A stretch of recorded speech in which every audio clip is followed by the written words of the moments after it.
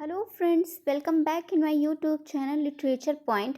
जैसा कि आप सब देख रहे हैं कि इस चैनल पे आपको डेली केवीएस की टीएसटी पीएचडी के रिगार्डिंग क्लास अपलोड हो रही है इंग्लिश की। और इसका प्लेलिस्ट भी फ्रेंड्स बना हुआ है, तो अगर आप टीएसटी कर रहे हैं तो टीएसटी वाला प्लेलिस्ट चेक कर सकते हैं, हम पीएचडी कर रहे हैं तो पीएचडी वाला प्लेलिस्ट चेक कर सकते हैं। और इसी सीक्वेंस को आगे तक बढ़ाकर हम आपका जो पूरा केवीएस का एनसीईआरटी का सिलेबस है उसे कंप्लीट कराएंगे, चाहे टीएसटी का हो चाहे पीएचडी का हो। तो ये हमारी जो आज की बहुत ज़्यादा इंपॉर्टेंट क्लास है, और जो जिसका हमारा टॉपिक है a different kind of school और बाय ईवी लुकस। इसके राइटर कौन से फ्रेंड? ईवी लुकस है। इसमें इस वीडियो में हम आपके जो राइटर इनकी बायोग्राफी को कवर करेंगे, पूरे ये जो चैप्टर उसकी समरी कवर करेंगे, और आपको बताएंगे किस प्रकार से आप किस क्लास 6 का जो एनसीईआरटी है उसको ग्रेजुएशन लेवल पर किस प्रकार से एनालाइज कर सकते हैं। तो फ्रेंड्स, ये वीडियो बहुत ज़्यादा इंपॉर्टेंट होने वाला है, तो एंड तक ज़रूर देखें। फ्रेंड्स, जैसा कि आप सब जानते हैं कि सबसे पहले हम क्या करते हैं कि जो राइटर हमारे में, अगर हमारे चैप्टर में राइटर मेंशन है तो हम उसकी पहले बायोग्राफी को क्लियर कर लेते हैं, फिर हम अपने चैप्टर पे आते हैं। तो सबसे पहले तो हम इस चैप्टर का जो थोड़ा सा इंट्रोडक्शन है वो ले लेते हैं। इस चैप्टर में आपको बताया क्या गया है। तो is the real aim of this school is not so much to teach thought, is to teach thoughtfulness. Means कि एक ऐसे स्कूल की बात हो रही है जिसमें केवल आपको थॉट के बारे में नहीं बताया जाता था, उसमें किस प्रकार से बच्चों को थॉटफुलनेस सिखाया जा सके, किस प्रकार से उसको काइंडनेस सिखाया जा सके, जो दूसरों के प्रति वो काइंडनेस शो कर सके, और एक रिस्पॉन्सिबल सिटीजन बन सके। ये सब एक ऐसे स्कूल में सिखाया जा रहा था। आज इसी स्कूल का हम चैप्टर पढ़ रहे हैं, और डिफरेंट काइंड ऑफ स्कूल, जो कि बहुत ज़्यादा फ्रेंड इंपॉर्टेंट है, क्योंकि इसके राइटर जो ईवी लुकस है ये बहुत ज़्यादा इंपॉर्टेंट राइटर है, जो कि मोस्टली आपके एग्जाम में भी देखने को मिल जाए। तो हमें कुछ भी रिस्क नहीं लेना है। तो चलिए स्टार्ट करते हैं अपने राइटर की बायोग्राफी से। फ्रेंड, एक बात मैं कहना चाहती हूँ कि जैसे कि आप लोग वीडियो को ऑन करते हैं, देखते कम व्यू गया है तो फिर उसको तुरंत स्किप कर देते हैं, बट फ्रेंड ऐसा नहीं करना चाहिए। मैं आपके लिए जो भी चीज़, अगर आपने मेरे पहले की एक भी वीडियो देखी है प्रीवियस की, तो आपको पता होगा कि मैं जो भी चीज़ आपके अपनी वीडियो में इंक्लूड करती हूँ, आपके एग्जाम पॉइंट ऑफ व्यू से बहुत ज़्यादा इंपॉर्टेंट होता है। कभी मेरा चैनल बिल्कुल न्यू है, तो इसलिए थोड़ा सा इसमें व्यू कम जाते हैं। अगर आप लोग का प्यार दुलार बना रहा तो इस पर भी व्यू जाने लगेंगे, ये भी वायरल हो जाएगा। तो चलिए फ्रेंड, इतना ही कहना था। चलिए आज अपनी बायोग्राफी स्टार्ट करते हैं। सबसे पहले किसकी? ईवी लुकस की।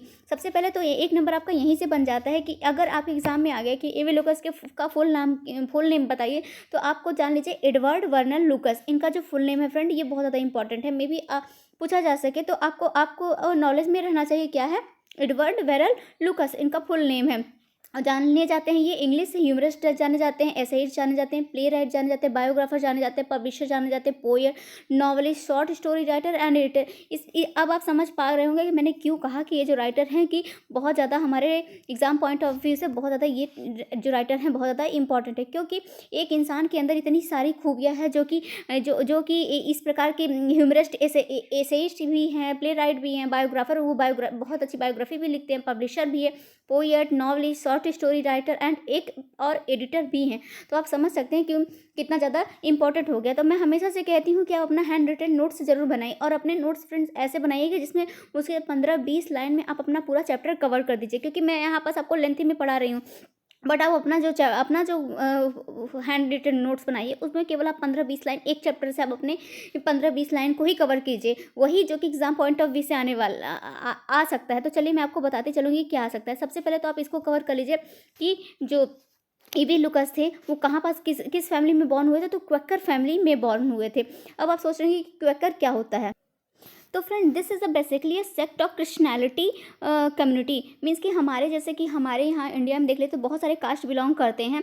हिंदू है, हिंदू में भी बहुत सारे कास्ट बिलोंग करते हैं। इसी प्रकार से क्रिश्चियनिटी में भी बहुत सारे सेक्ट बिलोंग करते हैं। तो उसी में एक सेक्ट आता है क्वेकर। कौन सा सेक्ट आता है फ्रेंड? क्वेकर आता है। तो जिस प्रकार से आप जान लीजिए कि वर्ड्सवर्थ के साथ लेक पोएट इंक्लूड रहता है, एसोसिएट रहता है, William Shakespeare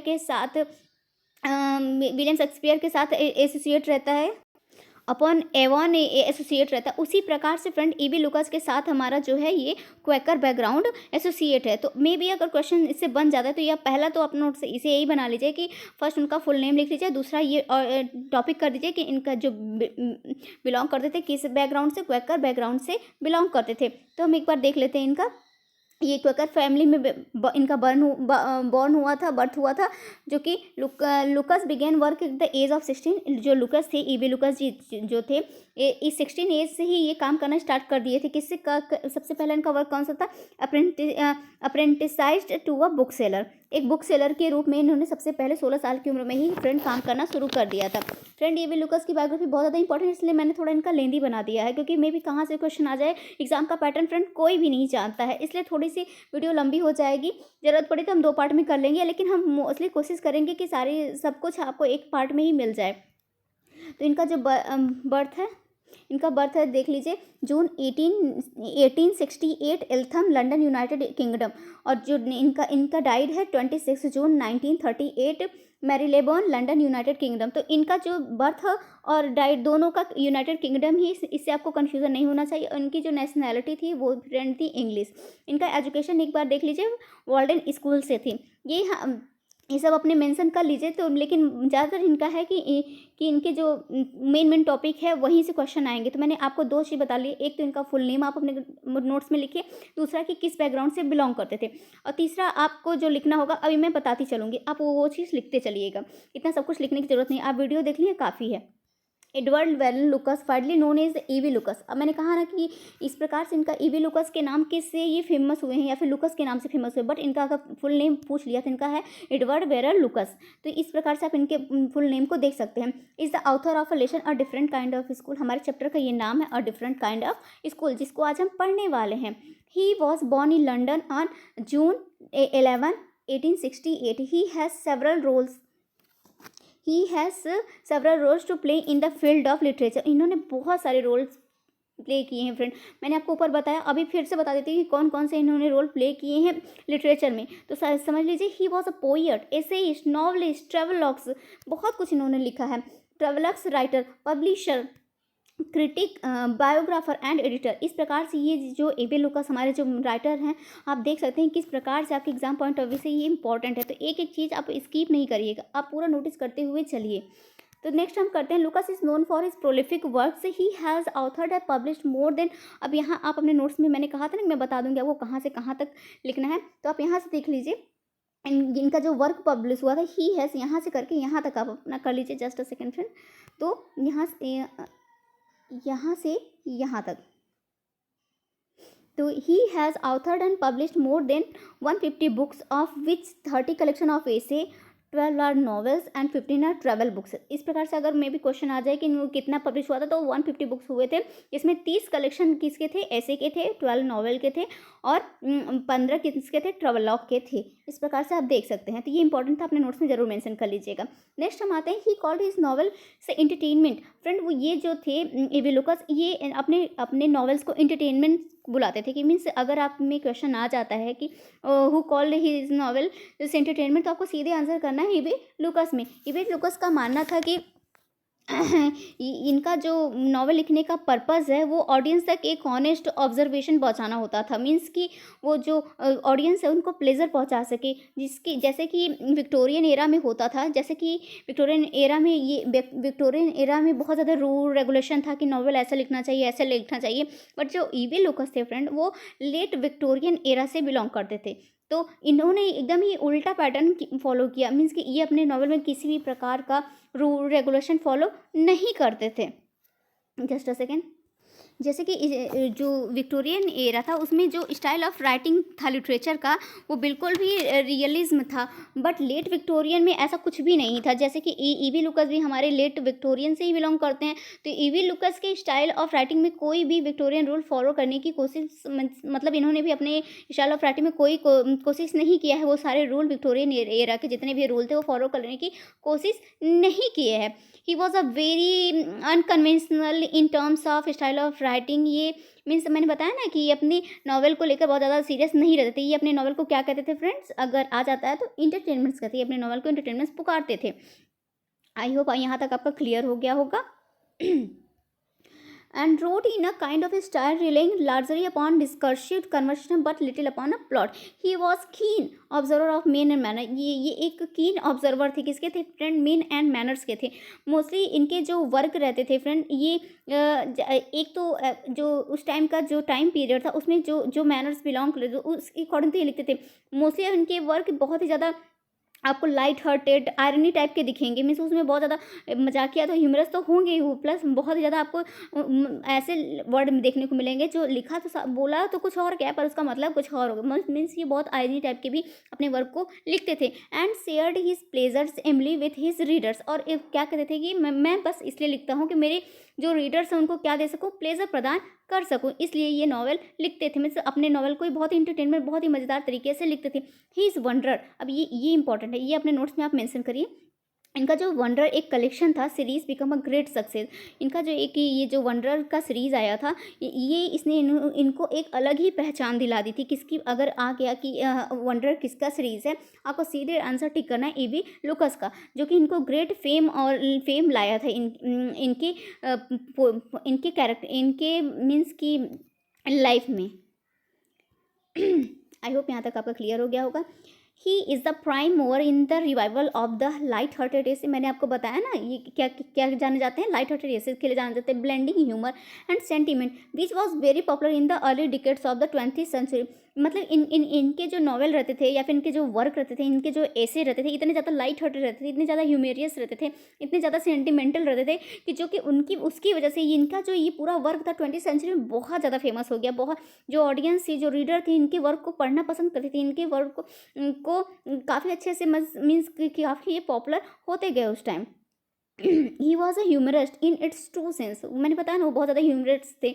his essays mainly characterized by his urbanity, truthfulness of observation and fancy.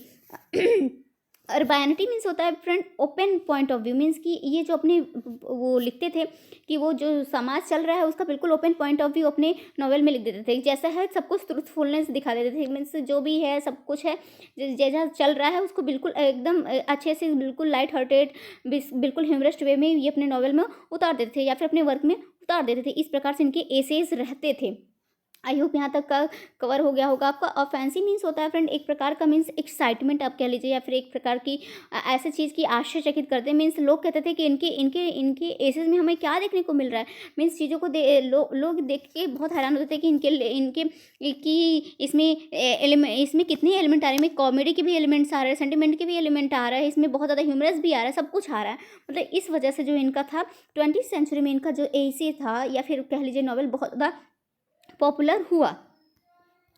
यहाँ पास एक बार इनका फैमिली बैकग्राउंड देख लेते हैं। लूकस 11-12 जून, ये तो मैंने आपको बता दिया, 1868, 26 जून 1938 को इनका डेथ हुआ था। Was born in Eltham Kent, the second son of the 4 sons and 3 daughters of Alfred Lucas and his wife Jane née Drewett. तो आप देख लीजिए इनकी मदर का नाम क्या था, जेन नी ड्रूएट। इनकी मदर का नाम जेन नी ड्रूएट था। इनके फादर का नेम देख लीजिए, इनके फादर का नाम था अल्फ्रेड लूकस, और ये सेकंड नंबर के सन थे। कितने में से 4 सन्स एंड 3 डॉटर में से ये सेकंड नंबर के सन थे। किसके थे फ्रेंड, अल्फ्रेड लूकस के थे, और ये जेनी ड्रूएट के थे। यहाँ तक आपका क्लियर हो गया होगा। अब यहाँ पास ये थोड़ा सा इंपॉर्टेंट है कि early on he work for the Sussex daily news and the globe. अब ये देख लीजिए, ये न्यूज़ है, एक पत्रिका या फिर कह लीजिए न्यूज़ सेंटर कह लीजिए। जैसे कि अगर किसी राइटर से ये सब बिलोंग करता है तो वो हमारे एग्जाम पॉइंट ऑफ व्यू से फ्रेंड्स बहुत ज़्यादा इंपॉर्टेंट हो जाता है। तो इस प्रकार से आप देख लीजिए कि ये कहाँ वर्क किए थे। एक तो दी ससेक्स डेली न्यूज़ में वर्क किए थे, और एक ये किए थे द ग्लोब। ये द ग्लोब विलियम शेक्सपियर वाला थिएटर नहीं है, ये न्यूज़ चैनल है, जो न्यूज़ रिपोर्टर वाला होता है ना वो वाला है ये जो द ग्लोब है। तो इन दोनों में ये काफ़ी अच्छे मतलब कि वर्क किए थे। ये आपके एग्जाम पॉइंट ऑफ व्यू से इंपॉर्टेंट होता है, इसलिए मैंने इसको मेंशन कर दिया है। आई होप आपको अच्छा लगा होगा। Lucas Quaker's background led to a commission from the society of friends for a biography of Bernard Barton. जो इनके ये मैंने आपको बताया कि इनका जो बैकग्राउंड था किससे बिलोंग करता था, क्वेकर बैकग्राउंड से लूकस का बैकग्राउंड बिलोंग करता था।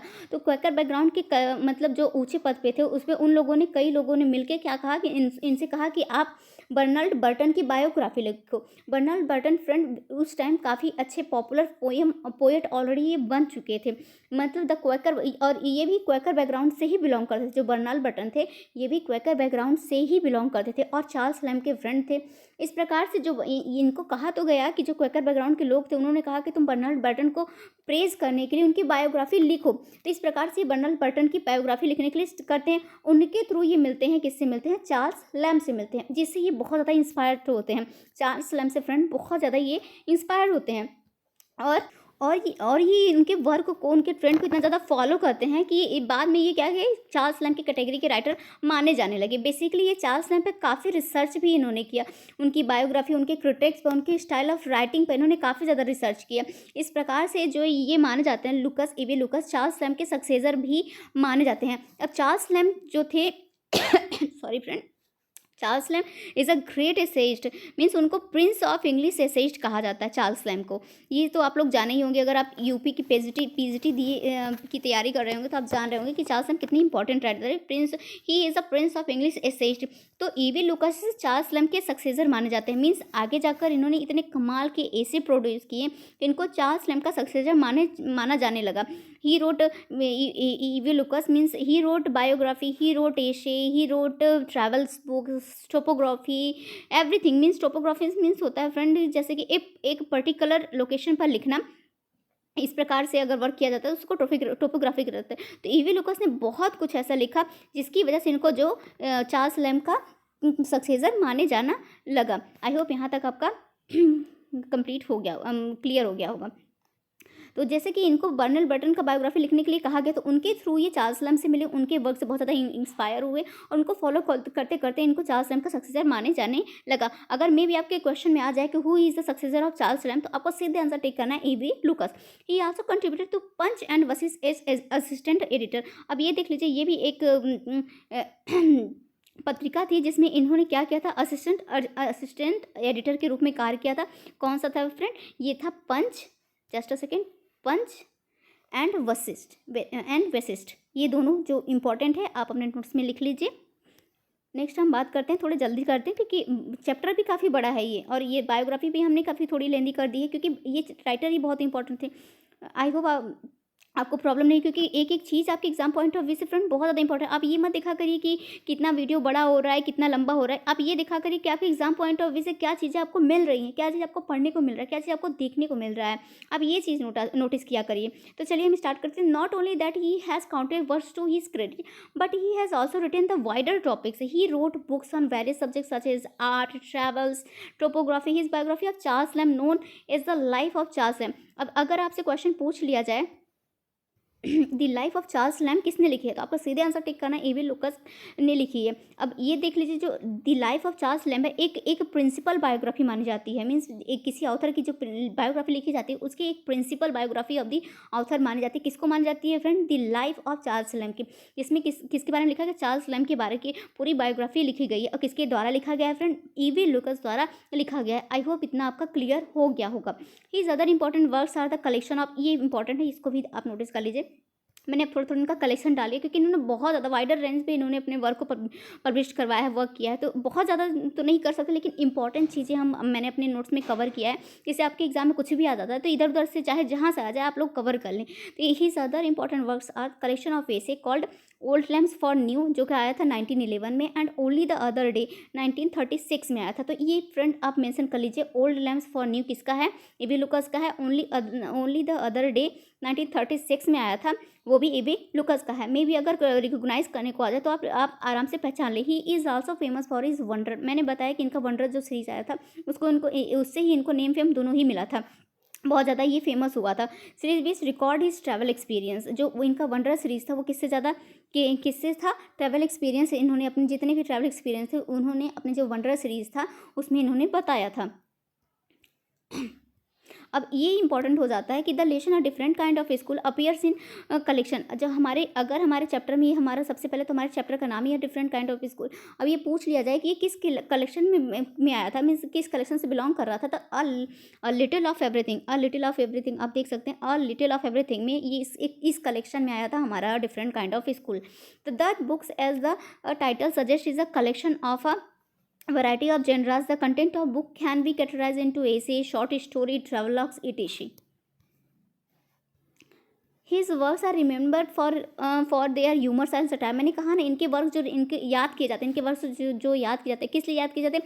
बहुत ज़्यादा ये अपने वर्क्स को ह्यूमरस वे में लिखते थे, बहुत ज़्यादा लाइट हार्टेड वे में लिखते थे। और इनका जो वर्क रहता था फ्रेंड, बहुत ज़्यादा सटायरिकल रहता था। मीन्स कि ये बोलते थे तो अपने वर्क में लिखते तो कुछ और थे, बट उसका मीनिंग कुछ अलग ही रहता था। मीन्स बहुत सटायर ये अपने वर्क को मोस्टली सटायरिकल रूप में ही लिखना पसंद करते थे। His essays and story are mostly light and easy to understand. मतलब इनके ऐसे और जो स्टोरीज रहती थी, इतना ज़्यादा लाइट हार्टेड रहती थी, इतना ज़्यादा ईजी रहता था कि जो आराम से नॉर्मल पीपल लोग भी हैं उनको भी समझ में आ जाए। Means easy to understand, normal people लोगों के समझ में भी आ जाने वाले ऐसे इनके एसेस रहते थे ईवी लुकास के। अब एक बार इनका डाइट देख लीजिए।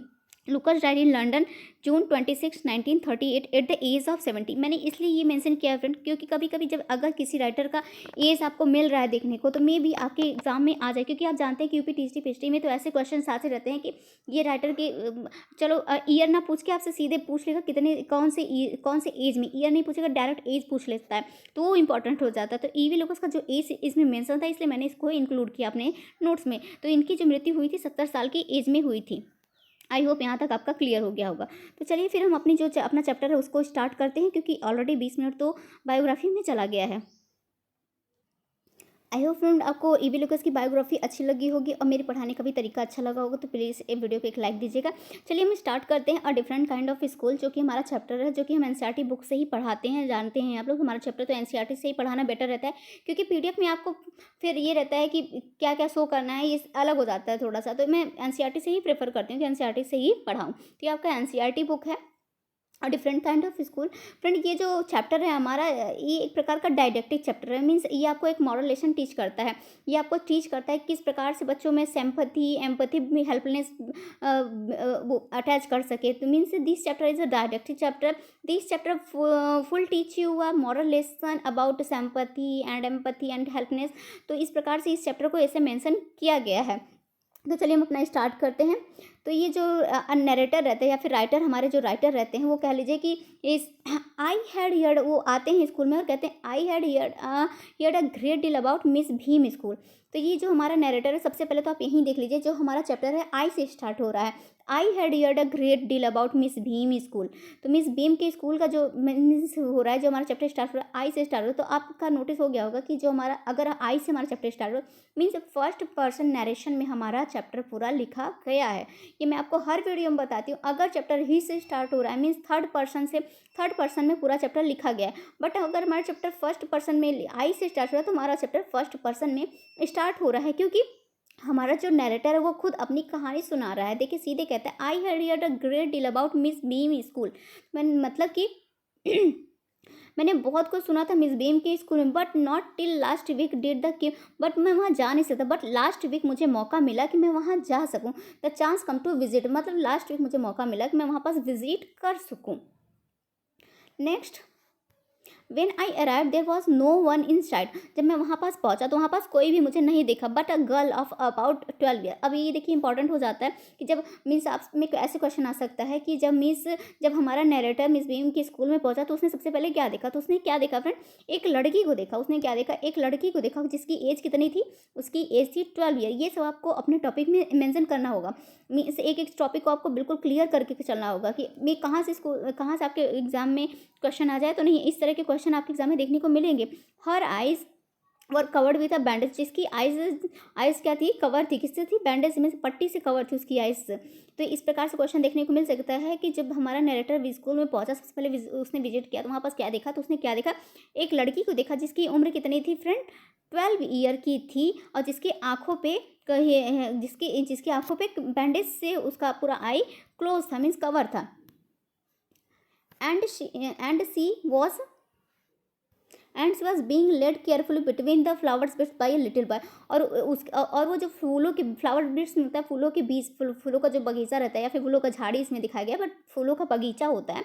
फूलों के बगीचा में से वो सीधे एक छोटा सा बच्चा उसको सीधे केयरफुली और लेके जा रहा है। अब देख लीजिए, वो जो बच्चा रहता है वो कितना रहता है, who was about 4 years younger. अब अगर लड़की की एज आपसे पूछ लिया जाए तो वो 12 ईयर की रहती है, बट अगर एग्जाम में आपसे अगर इस बच्चे का एज पूछ लिया जाए तो कितने का रहता है फ्रेंड, 4 ईयर्स यंगर रहता है, मीन्स 4 साल का वो बच्चा रहता है। सी स्टॉप, मीन्स वो जो लड़की रहती है, सी स्टॉप, वो रुक जाती, and it look like she asked him who had come, और उस बच्चे से पूछती है क्या यहाँ पास कोई था, मतलब यहाँ पास कोई दिखा है क्या तुम्हें। मतलब वो लड़का, आप सोच लीजिए कि इतने अच्छे से सब कुछ डिस्क्राइब करके चल रहा है, मीन्स उस लड़की का हाथ पकड़ के चल रहा है, और जितने भी बैकग्राउंड में जितने भी सब कुछ मिल रहा है वो आराम से उसको बताते हुए चल रहा है कि यहाँ पास क्या था, यहाँ पास क्या था, यहाँ पास क्या था। उस हिसाब से वो लड़की पूछती है क्या यहाँ पास कोई था, तो फिर उसके बाद he same to be describing me to her, फिर देन दे पास्ड ऑन, फिर उसके बाद वो आगे निकल गए। अब हमारा तीसरा पैराग्राफ आता है। इसमें मिस भीम के थोड़ा सा फिजिकल बॉडी जो है वो डिस्क्राइब किया गया किस प्रकार से वो थी। तो Miss Bhim was all thought I had expected, जैसा कि मैंने एक्सपेक्ट किया था वो ऐसे ही निकली। मिडिल एज की थी वो, full of authority, means full of authority की थी। मीन्स कि उनके उनके अंदर बहुत कुछ अथॉरिटी, मीन्स होता है कि अपेक्षाओं के अनुसार वो थी। फिर इट काइंडली एंड अंडरस्टैंडिंग, मतलब वो बहुत ज़्यादा काइंडली थी और अंडरस्टैंडिंग थी, मीन्स बहुत ज़्यादा अंडरस्टैंडिंग थी। Her hair was beginning to turn grey, और उनके जो हेयर थे वो थोड़े थोड़े कैसे हो कि ग्रे होना स्टार्ट हो गए थे, मीन्स ग्रे होना स्टार्ट हो गए थे। And she had the kind of plum figure, उनका जो फिगर था फ्रेंड, अगर पूछ लिया जाए मिस भीम का फिगर कैसा था, तो प्लम फिगर था उनका। That is likely to be comforting to a homesick child, जो कि एक बच्चे को सहज महसूस कराने की कोशिश करे थे, एक घरेलू बच्चे को सहज महसूस कराने की कोशिश करती। मीन्स जब हमारा नरेटर मिस भीम को पहली बार देखा तो वो क्या कर रही थी, कैसी दिखी, ये पूरा इस लाइन में ये डिस्क्राइब किया गया है। आई होप आप लोग समझ चुके होंगे। फिर I asked her some question about her teaching method, फिर जो हमारा नरेटर कहता है वो कहता है मैंने कुछ क्वेश्चन उनसे पूछे, उनके टीचिंग मेथड के कुछ क्वेश्चन पूछे कि आप किस प्रकार से टीचिंग करती हैं, which I had heard were simple. तो उस पर उनका रिप्लाई क्या आता है friend, no more, just a second, no more than is needed to help them to learn how to do things. Simple spelling उन्होंने क्या सिखाया, उन्होंने क्या बताया कि हमारे यहाँ कुछ भी नहीं होता, बस सिंपल स्पेलिंग होता है, मीन सिंपल वर्तनी सिखाया जाता है, एडिंग सिखाया जाता है, सब्सट्रैक्टिंग सिखाया जाता है, मल्टीप्लाइंग सिखाया जाता है, एंड राइटिंग सिखाया जाता है, बस हमारे यहाँ यही सिखाया जाता है। और कुछ सिखाया जाता है, rest is done by reading to them and by interesting talks during which they have to sit still and keep their hands quiet, there are practically no other lesson. ये इन्होंने कहा हमारे यहाँ से कुछ भी नहीं सिखाया जाता, बस सिंपल लैंग्वेज हमने क्या सिखाते हैं, हम सिखाते हैं यहाँ पर मान लीजिए एक वर्तनी सिखा दी, इसमें जिसमें जोड़ना हो जाता है, घटाना हो जाता है, एडिंग हो जाता है, सब्सट्रैक्टिंग, मल्टीप्लाइंग, और थोड़ा सा राइटिंग भी हम सिखा देते हैं। और बाकी की बात जो है बच्चे बातचीत के दौरान कुछ और भी सीख जाते हैं, मीन्स उन्हें बच्चों को जो रहता है बिना रुके चुपचाप बैठना होता है, इसके अलावा और एक टीचर उनको सबक सिखाता रहता है, इसके दौरान भी वो बहुत कुछ सीखते हैं। आई होप आप लोग समझ चुके होंगे। The real aim of this school is not too much teach thought as to teach thoughtfulness. फिर मिस भीम कहती हैं जो हमारे स्कूल का रियल एम है वो बस बच्चे को एक थॉट सिखाना नहीं है, हमारे स्कूल का एम है तो बच्चों को किस प्रकार से थॉटफुलनेस सिखाया जा सके, जिससे कि वो काइंडनेस टू अदर, मीन्स दूसरों के प्रति दयालु बन सके, मीन्स दूसरों के प्रति काइंडनेस शो कर सके, एंड बीइंग रिस्पॉन्सिबल सिटीजन, और एक रिस्पॉन्सिबल सिटीजन वो बन सके। Look out of the window, इतना कहते हैं कि हमारे स्कूल में ऐसा कुछ भी नहीं सिखाया जाता, बस हमारे स्कूल में ये सिखाया जाता है क्योंकि बस हमारे स्कूल में बस थॉट ही सोचना ही नहीं सिखाया जाता, हमारे स्कूल में किस प्रकार से दूसरों के प्रति काइंडनेस शो किया जाता है, किस प्रकार से एक बच्चे को रिस्पॉन्सिबल सिटीजन बनाया जा सकता है, हमारे स्कूल में ये सिखाया जाता है। फिर मिस भीम कहती हैं, किससे कहती हैं, नरेटर से कहते हैं कि look out of the window a minute will you, कि क्या आप 1 मिनट के लिए विंडो से बाहर देखेंगे। मिस भीम कहती हैं, किसी पे कहती हैं फ्रेंड, नरेटर से कहते हैं। I went to the window, मैं विंडो के पास गया, which overlooked a large garden. फिर मैंने क्या देखा कि देखिए आप इससे यहाँ सीधे क्वेश्चन आ सकता है कि जब नरेटर विंडो से बाहर देखता है तो उसने क्या क्या देखा, तो उसने क्या देखा friend, overlooked a large garden and a play ground at the back. और जिसके मन में एक मतलब कि वो जो नरेटर रहता है उसने क्या देखा, एक लार्ज गार्डन देखता है जिसके पीछे क्या रहता है, एक प्ले ग्राउंड रहता है, जिसके पीछे क्या रहता है, प्ले ग्राउंड रहता है। What do you see, Miss Beam फिर नरेटर से क्वेश्चन करती हैं, वॉट डू यू सी। तो फिर उसके बाद ये नरेटर रिप्लाई करता है, नरेटर रिप्लाई क्या करता है, I see some very beautiful grounds, मैंने बहुत सुंदर ग्राउंड देखे, बहुत सुंदर ग्राउंड्स देखे। I shed and a lot of jolly children, और मैंने बहुत सारे खुशमिजाज मीन्स बच्चे देखिए बहुत जॉली मीन्स होता है एक प्रकार से फ्रेंड, मान लीजिए कि कोई प्रसन्न हो या फिर कह लीजिए हंसमुख हो, या फिर जॉली मीन्स जो प्रशंसनीय या फिर हंसमुख। मैंने बहुत सारे हंसमुख बच्चे देखे। इट पेन्स मी, फिर उसके बाद वो थोड़े से उदास हो जाते हैं, जो हमारा नरेटर रहता है थोड़ा सा उदास हो जाता है। फिर कहता है it pains me though to see that they are not all so healthy and active looking. But उन्होंने कहा कि बट थोड़ा सा मुझे दर्द ये हुआ कि उसमें से कुछ बच्चे ऐसे भी दिखे जो कि हेल्दी नहीं थे और थोड़े से एक्टिव भी नहीं दिखे मुझे, मतलब कि वो थोड़े से एक्टिव भी नहीं दिखे। When I came in I saw one poor little girl being a led about, मतलब कि वो कहते हैं मीन्स कि जब वो अंदर आके देखते हैं, वहाँ बाहर से तो देखते हैं कि उनको क्या दिखता है, ब्यूटीफुल ग्राउंड दिखता है, जॉली चिल्ड्रन दिखते हैं, मीन्स प्रशंसनीय या फिर हंसमुख बच्चे दिखते हैं, बट उनको थोड़ा सा ये चीज़ दुख पहुँचा देता है। उन्हें दिखा देता है कि कुछ बच्चे उसमें से हेल्दी नहीं रहते हैं और थोड़े से एक्टिव भी नहीं रहते हैं। मीन्स एक्टिव मीन्स होता है कि आप कह लीजिए कि सक्रिय, जो खेल कूद ज़्यादा नहीं रहे हो, तो इस प्रकार से वो कहते हैं कुछ बच्चे इसमें अस्वस्थ और कुछ बच्चे सक्रिय भी मुझे दिखे। फिर वो कहते हैं कि जब मैं अंदर आया, व्हेन आई केम इन, अंदर आने के बाद उसने एक लड़की को देखा जिसे उसकी आंखों से परेशानी थी, मीन्स वो लड़की बहुत ज़्यादा उदास थी। I saw one poor little girl being led about, मतलब बहुत ज़्यादा उदास थी। She had some trouble with her eyes, मतलब उसकी आंखों में उन्होंने थोड़ा सा क्या देखा, ट्रबल देखा। Now I can see two more with the same difficulty, फिर मैंने क्या देखा, दो और बच्चे सेम डिफिकल्टी से जूझ रहे थे, सेम डिफिकल्टी से मतलब उदास थे। And there's a girl with a crunch watching the others at play, और एक लड़की थी वहाँ पर जो कि किससे थी, क्रंच मीन्स फ्रेंड होता है बैसाखी, जो कि बैसाखी के द्वारा वो थी, और वो सब कुछ देख रही थी जो अदर बच्चे वहाँ पर खेल रहे थे, उन बच्चों को देख रही थी, जिसको वो किसके सहारा थे फ्रेंड, क्रंच मीन्स होता है क्रच होता है, क्रच मीन्स होता है बैसाखी। She seems to be a hopeless cripple, और वो क्या सोच रही थी कि वो खुद को मीन्स कि होपलेस क्रिपल सोच रही थी, क्योंकि वो मीन्स वो थोड़ी सी लंगड़ा के चल रही थी, इसलिए वो खुद को क्या समझ रही थी, होपलेस क्रिपल समझ रही थी। मीन्स लंगड़ाना होता है, आप कह लीजिए क्रिपल मीन्स लंगड़ा होता है। तो इस प्रकार से अब हम आते हैं अपने पैराग्राफ 8 पर। मिस भीम लाफ्ट, अब इतना वो सब कहती, जब मिस भीम कहती हैं कि देखिए बाहर आपको क्या दिखाई, तो वो इतना सब कुछ बताते हैं, तो उस पर क्या मिस भीम का रिप्लाई क्या रहते हैं, वो थोड़ी सी लाफ करती हैं, स्माइल करती हैं। ओ नो सी सैड, फिर वो कहते हैं oh no she said, she is not really lame, सच में वो लंगड़ा नहीं है, मतलब सच में वो लंगड़ी नहीं है वो, मतलब थोड़ी सी स्माइल करती हैं और कहती हैं, राइट नरेटर से कहती है oh no she is not really lame, वो सच में लंगड़ी नहीं है, this is only the her lame day, मतलब आज उसका लंगड़ा डे चल रहा है। The others are not blind either, और जो दूसरे बच्चे हैं वो ब्लाइंड नहीं है, it's only their blind day, और ये जो है उनका आज ब्लाइंड डे चल रहा है। I must have looked very surprise, मैंने इतना सब कुछ सुन के मैं बहुत ज़्यादा सरप्राइज हो गया। फॉर सी लाफ्ड अगेन, और मिस भीम क्या करती हैं, फिर थोड़ा सा वो फिर से थोड़ा सा मुस्कुरा देती हैं, थोड़ा हंसने लगती हैं, किसके ऊपर, नरेटर के ऊपर। फिर वो कहती हैं कि this is a very important part of our system, ये फिर मिस भीम नरेटर से कहती हैं this is a very important part of our system to make our children appreciate and understand misfortune, मतलब कि वो कहते हैं कि हमारे हमारे जो सिस्टम है, हमारे टीचिंग का जो सिस्टम है, ये बहुत ज़्यादा इंपॉर्टेंट चीज़ है, फैक्ट है, पार्ट है, जो कि बच्चे किस प्रकार समझ सके कि जो बच्चों के साथ मिस फॉर्चून हो चुका है, वो हुआ है, उनको किस प्रकार से समझ सके, उनके प्रति किस प्रकार से वो दयालु दिखा सके। अगर वो खुद वो सब चीज़ करेंगे, मीन्स अगर एक नॉर्मल बच्चा एक दिन लंगड़ा बनेगा, एक दिन अंधा बनेगा, तो समझ सकेगा कि किस प्रकार से बच्चे जो खुद अंधे रहते हैं, खुद लंगड़े रहते हैं, वो किस प्रकार फील कर सकते हैं। तो वो जो बच्चा है वो उनकी हेल्प कर सकेगा, वो समझ सकेगा। अगर वो उस ट्रबल को खुद फील कर रहा है, तो उस ट्रबल से जूझने वाले बच्चे की वो हेल्प कर सकेगा। We make them share in misfortune too. Each term every child has one blind day. अब यहाँ पास आपका देखिए क्वेश्चन बन सकता है कि मिस भीम के स्कूल में जो सिस्टम था टीचिंग वो क्या था। तो each term every child has one blind day, कौन कौन से डे इनके स्कूल में मनाए जाते थे फ्रेंड, ये इंपॉर्टेंट करने वाली चीज़ है, तो आप नोटिस कर लीजिए। One blind day, one lame day, one deep day, just a second. Means कि एक तो उनका अंधा दिन रहता है, एक लेम डे रहता है। लेम मीन्स होता है फ्रेंड लंगड़ा डे होता है, और वन डे डिफ मीन्स होता है मीन्स बहरा होता है मीन्स कि जो बच्चे सुन नहीं सकते हैं उनके लिए होता है डीप डे।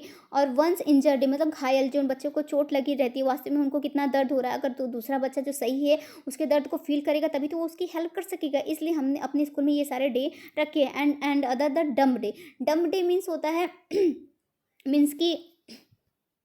मीन्स कि जो बच्चे बोलने में असमर्थ हो, मीन्स कह लीजिए कि डम डे, मीन्स जो बच्चे बोल नहीं सके, मीन्स गूंगा डे, मीन्स कि जो बच्चे बोल नहीं सकते वो किस प्रकार से अपनी अपने कार्य को कर सकते हैं, किस प्रकार से वो इशारे से बात कर सकते हैं। इसलिए मैंने हर बच्चे के लिए अलग अलग डे बनाया है, जिसको वो खुद खुद वो चीज़ें करके दूसरे बच्चों की वो हेल्प करने में आराम से, मतलब कि वो उनकी फीलिंग को समझ सकें, उनके प्रति काइंडनेस शो कर सकें, इसलिए हमने ये सब डे बनाए हुए हैं। मिस भीम कहती हैं। फिर उसके बाद मिस भीम कहती हैं, during the blind day their eyes are bandage absolutely and they are on their honour not to peep. तो कहते हैं ड्यूरिंग ब्लाइंड डे के दिन क्या कहते हैं, उनकी आंखों पे जो बच्चे रहते हैं, जिनका ब्लाइंड डे रहता है, उनकी आंखों पे पट्टी बांध दिया जाता है और वो बिल्कुल ऑनर से उस पूरे दिन को मनाते हैं। मीन्स कि बिल्कुल भी चीटिंग नहीं करते हैं। The bandage is put on the overnight so they wake up blind. और जो बैंडेज है उनकी आंखों पे पूरी रात बांधी, ओवरनाइट बांधी रहती है, जिससे कि वो सुबह उठे तो एक अंधे के जैसे फील करें, कि जिस प्रकार से एक अंधा सुबह उठता है किस प्रकार से फील करता है, तो वो उस प्रकार से ही उठते हैं। This means that they need help with everything, other children are given the duty to helping them.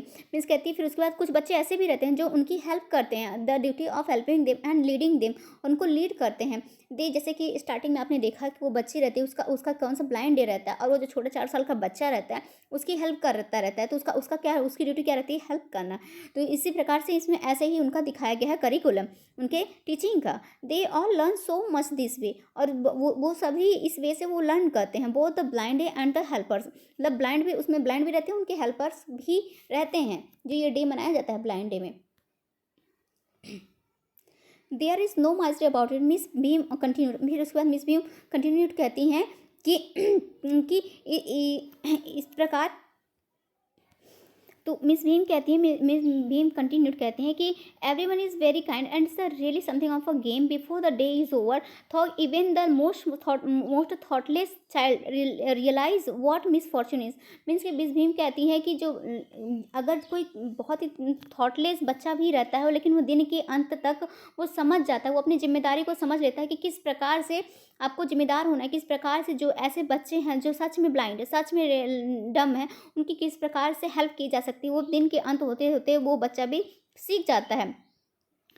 फिर हमारा आता है paragraph 11, the blind day is of course really the worst. मतलब जो ब्लाइंड डे रहता है वो सच में बहुत ही बुरा रहता है। बच्चे कहते हैं जो ब्लाइंड डे रहता है वो सबसे बुरा होता है, लेकिन कुछ बच्चों के अनुसार गूंगा डे जो रहता है, गूंगा डे मीन्स कि वो जो डम डे होता है, डम day is a most difficult. But उसमें से कुछ बच्चे कहते हैं कि डम डे बहुत ज़्यादा डिफिकल्ट होता है। हालांकि ब्लाइंड डे तो डिफिकल्ट होता है ये, बट उससे भी ज़्यादा जो डिफिकल्ट होता है वो क्या होता है, डम डे होता है। We can not bandage the children's mouth, क्योंकि हम जो बच्चे रहते हैं उनके मुंह पे तो बैंडेज नहीं लगा सकते, हाँ आंखों पे तो लगा सकते, बट मुंह में नहीं लगा सकते। So they really have to exercise their will power.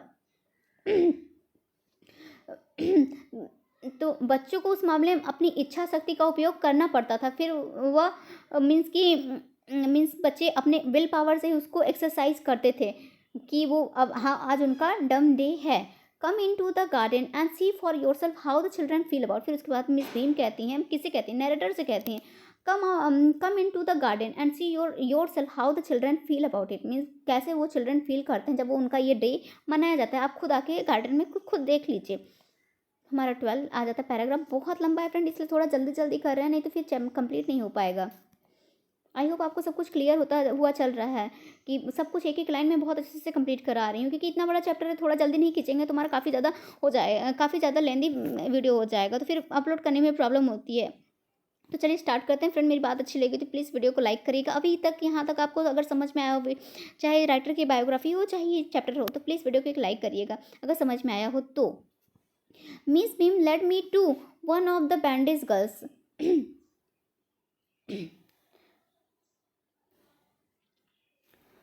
Here is the gentleman come to talk to you. वो जो लड़की मिस भीम रहती हैं, वो लड़की जो बैंडेज गर्ल रहती है उनके पास आती हैं और कहती हैं कि here is the gentleman come to talk to you. मतलब एक यहाँ पास एक जेंटलमैन है जो आप लोगों से बात करना चाहते हैं।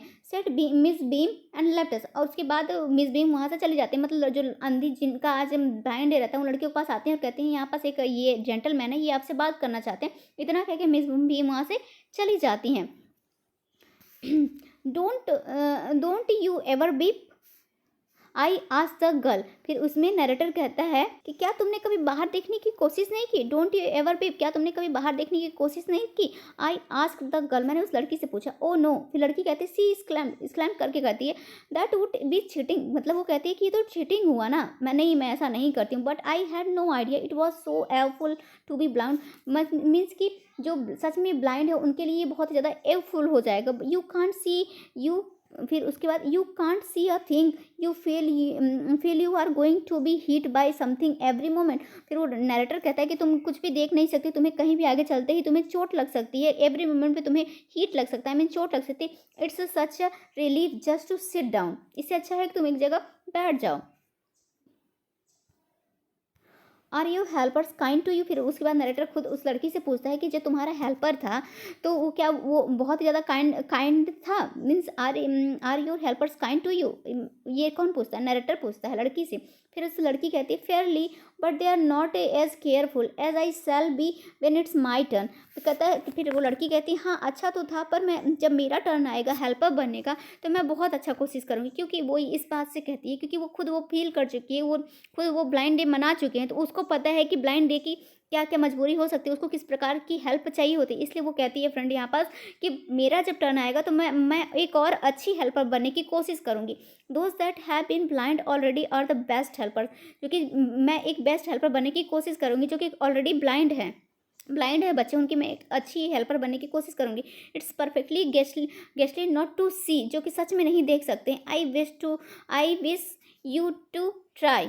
फिर उसके बाद ये राइटर कहता है कि हाँ ठीक है, वो कामना करती है, मीन्स कि आई विश टू, मीन्स मैं अपने टर्न का वेट करती हूँ, ऐसा वो लड़की कामना करती है कि हाँ मेरा भी टर्न आएगा कि मैं भी दूसरों की हेल्प कर सकती हूँ। उसके बाद सेल, जो नरेटर कहता है shall I lead you anywhere, मैं क्या तुम्हें छोड़ दूँ, वो कहता है, नरेटर कहता है आई आस्क।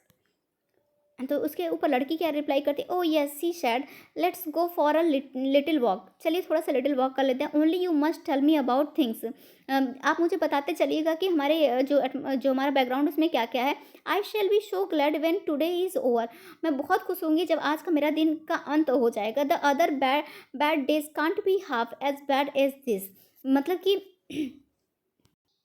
मीन्स आगे पहले एक साथ पढ़ लेते हैं फिर हम लोग इसको बताते हैं। The other bad days can be half as bad as this, मतलब कि और भी बुरे दिन होते हैं बट इससे बुरा उसके उस लड़की की कहती है कि और भी बुरे दिन होते हैं बट ब्लाइंड डे मुझे सबसे ज़्यादा बुरा लगता है। Having a let tight up and the hopping about the crunch is almost fun I guess. वो कहती है कि जब एक पैर बांधा हुआ था, मतलब एक पैर बंधा हुआ था और एक पैर को हमें क्रंच बैसाखी के सहारा से चलना होता है, वो भी ठीक था। हैविंग एन आर्म टाइड, एक हाथ बंधा होता है। अप इज़ अ बीट मोर ट्रबलनेस, और खाने मुझे प्रॉब्लम होती थी because you can't eat without, किसी हेल्प के बिना आप नहीं खा सकते। मीन्स अगर किसी बच्चे का हाथ बंधा हुआ तो किसी हेल्प के बगैर तो वो नहीं खा सकती ना, तो किस प्रकार से खाएगी, ये भी ठीक था उसके। And things like that I don't think I mind being deep for a day, means कि गूंगा रहना भी मेरे लिए ठीक था।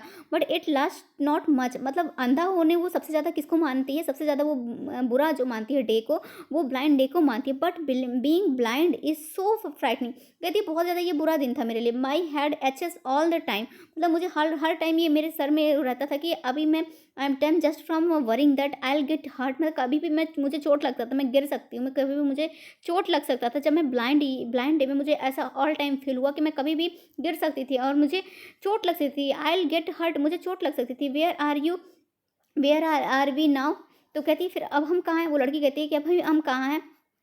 फिर उसके बाद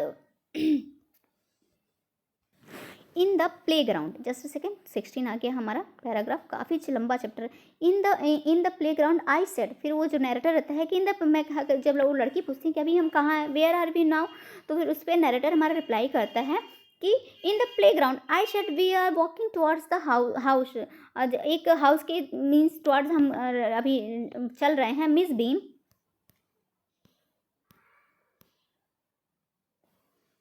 ये अब इस वाला जो पूरा चैप्टर है फ्रेंड, इस वाला जो पैराग्राफ है, इसमें आप देखेंगे कि वो लड़की की आंखों पे तो पट्टी बंधी है बट वो पूरा सब कुछ अपने सेंसेस से कितना ज़्यादा महसूस करती है कि वो क्या क्या है वो पूरा बताती है। जब यहाँ पास वो पूछती है कि जस्ट अ सेकेंड, जब वो नरेटर कहता है कि हम प्ले ग्राउंड में हैं और ये मिस बीम रहती हैं, मिस बीम, वहाँ पास Miss Beam is walking up, वहाँ पास टहल रही हैं, वो is walking up and down the garden with a tall girl, एक लंबी लड़की के साथ मतलब गार्डन में है। तो उसके ऊपर वो क्या कहती है, फिर ये जो लड़की है जिसकी आँखों पे में बैंडेज बना हुआ, आँखों पर बैंडेज बना हुआ, वो लड़की रिप्लाई करती है, पूछती है what is the girl wearing, मतलब वो लड़की क्या पहनी हुई है। माई लिटिल फ्रेंड आस्क्ड, जो छोटी बच्ची रहती है वो पूछती है कि वो लड़की क्या पहनी हुई है। फिर उसके बाद नरेटर रिप्लाई करता है a blue cotton skirt and a pink blouse. फिर उसके बाद ये लड़की कहती है I think it's Millie, I think it's Millie, मतलब कि वो शायद मिली है। She said what colour is her hair, उस पूछती है कि उस लड़की का हेयर क्या है। तो वी कह वेरी लाइट आई शेड, मतलब उस पे नरेटर कहता है वेरी लाइट एस दैट्स मिली। फिर वो बिल्कुल श्योरिटी के साथ, आप लोग देख रहे हैं कि बिल्कुल आंखों में पट्टी बंधी हुई, फिर भी वो बिल्कुल श्योरिटी के साथ करिए हाँ वो पक्का मिली ही है। सी इज़ द हेड गर्ल। फिर वो बता, अब ये यहाँ देखिए इंपॉर्टेंट हो जाता है कि अगर आप में कि एग्जाम में क्वेश्चन आ जाता है कि who is head girl in Millie a different kind of school या फिर मिस भीम्स स्कूल, तो आपको आंसर टिक करना है Millie. Who is the head girl, Millie, his name is she's name is Millie. There's an old woman trying up roses I said. फिर उसके बाद narrator कहता है कि एक बूढ़ा व्यक्ति है जो कि रोजेज को इकट्ठा कर रहा है, मीन तो टाई कर रहा है, मतलब इकट्ठा कर रहा है। Yes that's Peter. फिर उस पर रिप्लाई जो लड़की करती है यस दैट्स पीटर, वो पीटर है, ही इज़ द गार्डनर। फिर अगर आपसे क्वेश्चन पूछ लिया जाए कि गार्डनर का नाम क्या रहता है, तो आपके गार्डनर का नाम रहता है Peter. He is hundreds of years old, मतलब वो 100 साल का बूढ़ा व्यक्ति है। And here comes a girl with a curly red hair, red hair. और एक और फिर एक लड़की आती है, मतलब फिर यहाँ पर से जो नरेटर डिस्क्राइब करता है and here comes a girl with a curly red hair, उसके जो हेयर है वो कर्ली है और रेड कलर की। सी इज ऑन क्रंचेस, वो बैसाखी के सहारे से चल रही है। तो उस पर लड़की तुरंत रिप्लाई करती है दैट्स अनीता, सी सेड। तो वो जो क्रंचेस से चल रही है वो कौन है, जो क्रंचेस से चल रही है वो अनीता है। And so we walked on, और हम चलते जाते हैं। Gradually I discover that I was 10 times more thoughtful that I ever thought be I could B.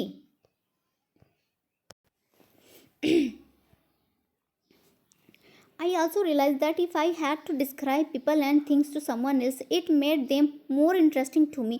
When I finally had to leave, I told Miss Beam that I was very sorry to go.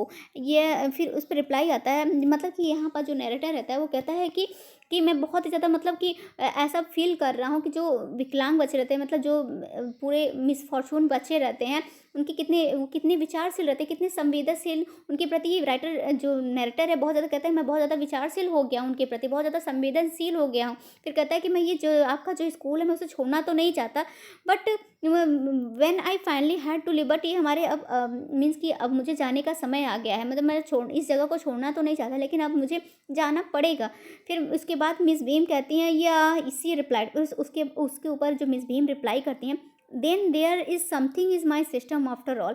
Means कि वो बहुत ही means एक गर्व से कहती हैं। Miss Bhim कौन गर्व से कहता है, मिस भीम कहती हैं एक गर्व से कहती हैं कि उनकी स्कूल की जो ये प्रणाली है, जो सिस्टम है, इतनी खास और अनोखी थी कि बहुत सारे दर्शक ये सब देखने आते रहते हैं। मीन्स जो ये जो सिस्टम है बहुत ही ज़्यादा आश्चर्यचकित है, बहुत ही ज़्यादा इम्पॉर्टेंट है। कह लीजिए कि then there is something in my system after all, मतलब सब कुछ ये जो इनका सिस्टम है इस प्रकार से चलता है कि दर्शक भी इसे देख के बहुत ही ज़्यादा प्रशंसा फील करते हैं, बहुत ही ज़्यादा मीन्स उत्तेजित होते हैं, और उनके अंदर भी एक विचारशील, एक संवेदनशील, या फिर कह लीजिए एक हेल्पफुलनेस, या फिर बहुत ही ज़्यादा थॉटफुलनेस की मीन्स उनके अंदर भी जागृत होता है। एक प्रकार का थॉटफुलनेस भी उनके अंदर जागृत है जब वो मेरे इस स्कूल को देखते हैं, मेरे स्कूल के सिस्टम को देखते हैं, पूरे पढ़ाने के सिस्टम को देखते हैं, तो उनके अंदर भी बहुत ही ज़्यादा बहुत ही ज़्यादा सिंपैथी जागृत होता है, बहुत ही ज़्यादा एम्पैथी जागृत होता है। मीन्स वो भी चाहते हैं कि हाँ इस तरह के इस बच्चों को सिखाया जा रहा है तो बहुत अच्छी बात है। आई होप यहाँ तक आपको समझ में आया होगा। यहाँ पास हमारे राइटर का है। तो फ्रेंड यहाँ हमारा चैप्टर फिनिश हुआ। तो चलिए थोड़ा सा इंपॉर्टेंट क्वेश्चन इस चैप्टर से देख लेते हैं, जो कि आपको पता चल सकेगा कि किस प्रकार से आपके एग्जाम में क्वेश्चन आ सकें, आपको आइडिया मिल सकेगा। तो फ्रेंड पहली बार है चैनल पे तो प्लीज़ चैनल को सब्सक्राइब करिएगा, क्योंकि आप लोग देख रहे हैं कि अभी मेरा चैनल जो है अभी न्यू है, अभी आप लोगों का प्यार दुलार मिलना ज़रूरी ही है। तो प्लीज़ वीडियो को लाइक भी करिएगा और अपने दोस्तों तक शेयर भी करिएगा। पहली बार है तो सब्सक्राइब भी करिएगा। चलिए मोस्ट इंपॉर्टेंट क्वेश्चन जो हम लास्ट में हमेशा हर वीडियो में करते हैं वही करते हैं, जो क्वेश्चन को ऐड करते हैं। तो फ्रेंड हमारा पहला क्वेश्चन जो है वो ये है just a second. Why do you think the writer visited Miss Beam's school? आपको क्या लगता है, क्या मतलब कि मिस भीम के स्कूल में वो राइटर क्यों विजिट किया? तो यहाँ इसका आंसर है the writer had heard much about miss beams school new teaching method, मतलब उसने जो था उनके टीचिंग मेथड का बहुत कुछ सुना हुआ था, इसलिए राइटर क्या सोचा कि हाँ उनके स्कूल में एक बार विजिट कर लेते हैं। So he visited her school to see the new play way method personally, तो सोचा कि मैं खुद जाके वहाँ पर पर्सनली वहाँ पर जाके उनका जो टीचिंग ऑफ मेथड है, टीचिंग ऑफ स्टाइल है, वो मैं खुद जाके देखूंगा, इसलिए वो मिस बीम के स्कूल में विजिट करता है। आई होप आपको पहला क्वेश्चन बहुत ही अच्छे से क्लियर हो गया होगा फ्रेंड। मेरी बात अच्छी लगी हो तो प्लीज़ वीडियो को लाइक कर दीजिएगा, अगर अभी तक आपने एक नहीं किया हो क्योंकि प्लीज़ कर दीजिएगा, क्योंकि आप देखते वीडियो देखने में इतने बोर हो जाते हैं कि फिर लाइक करना ही भूल जाते हैं। और अभी वीडियो को लाइक कर दीजिए, अभी सब्सक्राइब कर दीजिए, फिर उसके बाद आप आराम से क्वेश्चन देखते रहिए। Question number 2, what was the game that every child is the school had to play, मतलब कौन सा गेम था जो इनके स्कूल में प्ले किया जाता था। तो every child is in the school had to play the role of being blind, deaf, dumb, injured and lame once in a term, मतलब सब बच्चों का टर्म बना हुआ था कि आज उसका लेम डे होगा, आज उसका ब्लाइंड डे होगा, आज उसका डीप डे होगा, आज उसका डम डे होगा, सारे बच्चों का ऐसे टर्न बना हुआ था। तो इस प्रकार से वो गेम के थ्रू सारे बच्चों की सहानुभूति, मतलब किस जो सच में इस तरह के बच्चे मिस फॉर्चून जो सच में इस तरह के बच्चे हैं उनको सिखाया जाता है कि किस प्रकार से वो उनकी हेल्प कर सके। अगर खुद वो उस दर्द से गुजरेंगे तभी वो सामने वाले का दर्द समझ पाएंगे, तभी वो उनकी उस प्रकार से हेल्प कर पाएंगे। आप लोग समझ पा रहे हैं, इसलिए इस तरह के डे मिस बीम के स्कूल में मनाया जाता था। इस was a sort of game and training, इस प्रकार से इनको कह लीजिए कि या फिर इसे गेम भी कह लीजिए या फिर एक प्रकार से इनको ट्रेनिंग दी जाती थी। क्वेश्चन नंबर 3, आई होप आपको अच्छा लगा होगा। Each term every child has one blind day, one lame day. A complete the line, which day was the hardest, why was it's hardest, मतलब वो कहती वैसे तो सभी बच्चों का ब्लाइंड डे रहता था और लेम डे रहता था, बट जो उनका हार्डेस्ट मतलब बहुत ज़्यादा हार्ड डे रहता वो कौन सा था।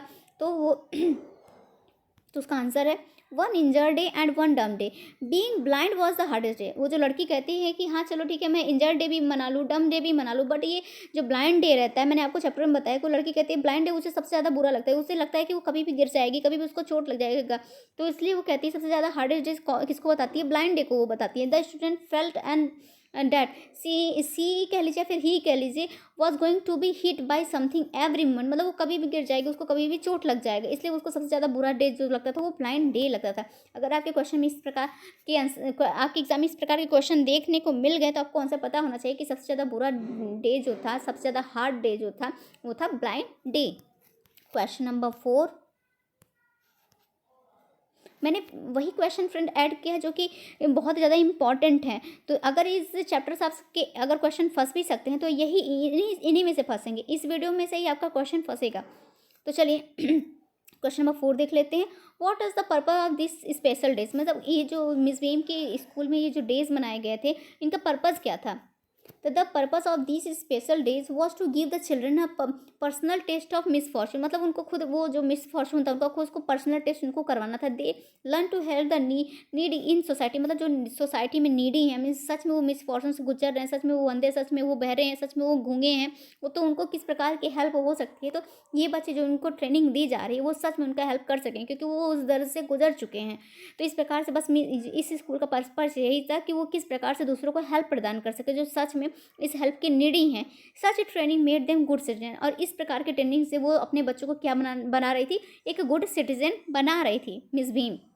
आई होप आपको ये क्वेश्चन भी बहुत अच्छा लगा, बहुत इन्फॉर्मेटिव लगा होगा। क्वेश्चन नंबर तो हमारा यहाँ पास एंड होता है फ्रेंड, इतना क्वेश्चन नंबर 4 ही ऐड किए हैं, तो आई होप आपको अच्छा लगा होगा।